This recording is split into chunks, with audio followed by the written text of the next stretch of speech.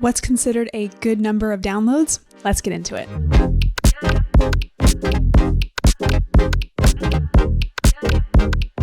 Hi, I'm Alexis, your podcast manager, guiding you toward podcasting success. And today we're talking stats, how to read them, what to look for, things like that. But I want to preface this with there isn't just one simple way to read your stats. Yes, you could sign up and pay for specific programs that may give you more robust analytics, but that's just it.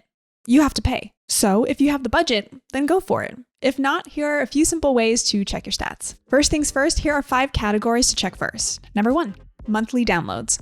If you're watching this video, then you more than likely already have your own podcast or are thinking about it. Monthly downloads is quite straightforward. How many downloads did your podcast get that month? Downloads as in how many listeners downloaded that specific episode within that month. The way you can tell is when you log into your podcast host platform, there should be a tab for stats. If you click on that, it'll give you an overview of your all-time downloads, the month downloads, the whole year. And then if you scroll down here, you can see specifically which episodes did what in the first week, the first month, the first 90 days, and in total. So for example, if we went to the next slide here, it gives you a better view of what your podcast downloads look like for the first month. Next, all-time downloads or unique downloads.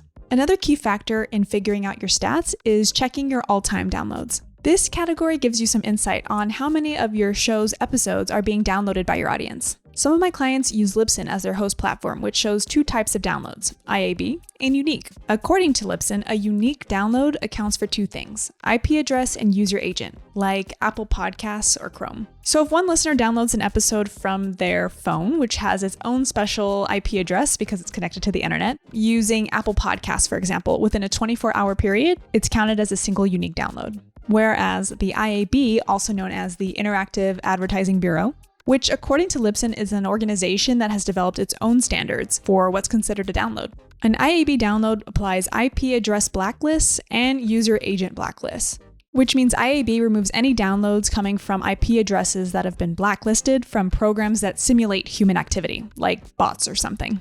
Number 3, the number of ratings and reviews your podcast has. Not only should you be encouraging your listeners to leave you a review, but it can provide some very valuable feedback. Whether it's for your show, the topics you cover, what they like, what they don't like, how engaged is your audience. Now, there's no actual way to know how big your audience is based on the reviews alone, but it's another way to pull stats for your podcast. Number 4, chart rankings. The ones I use most for my clients are Apple, Spotify, and Chartable. Again, full transparency, these charts aren't as helpful when it comes to determining how many people are actually listening to your podcast, like how many subscribers you actually have. But they do provide some great analytics for your demographic, age group, what episodes are performing well, what didn't, where are they listening from, what's the consumption rate, like how much of your episode did your listener actually listen to. All 3 platforms are great for seeing where your podcast ranks in its respective category. Chartable will even show your highest ranking when you hit that milestone, which is pretty cool. And last but not least, number 5, social media. While social media can be a great way to interact with your audience, it's still not the best place to gauge your actual listenership. However, you can still use social media as a way to promote your episodes using reels, audiograms, static posts, and find new listeners that way. Continue to promote your episodes, your podcasts, behind the scenes, whatever on social media. People love that. And keep your audience engaged in hopes of converting them from social media followers to podcast listeners. So with all of this, what's considered a good number for a download? Yes, great question. Before I answer that, first and foremost, and I know you know this already, do not compare your numbers to the next person. Same as anything, you don't know their journey, how they got to where they are, so focus on you and only you. Okay, enough that.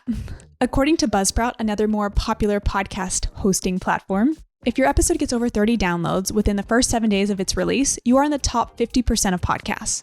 Top 50. If it gets over 100 downloads within the first 7 days, you're in the top 25 of podcasts.